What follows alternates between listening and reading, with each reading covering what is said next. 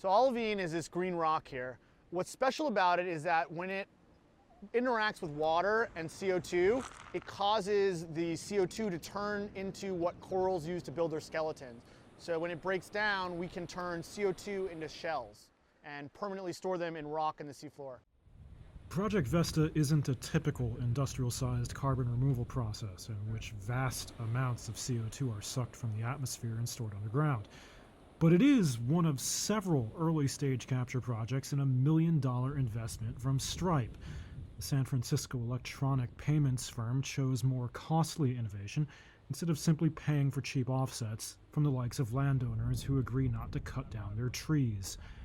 Eric Matzner is with Project Vesta. Step one of Project Vesta is to locate a reserve of dunite, which is a formation of 90% pure olivine.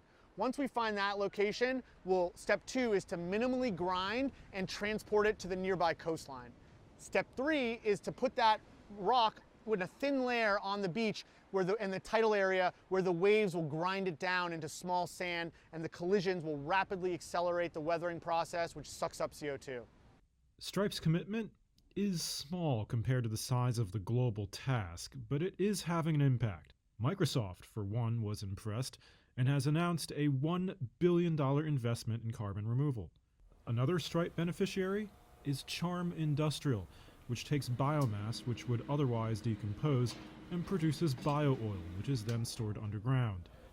Peter Reinhardt is a co-founder.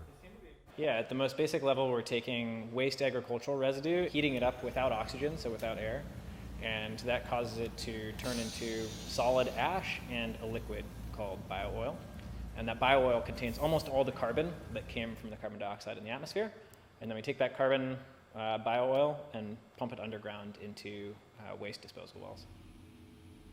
There is a note of caution, though. Some environmentalists warn that alternative carbon removal can distract from pushing for more significant emissions cuts, and that scaling up greenhouse gas capture projects may turn out to be energy inefficient or actually harm the planet.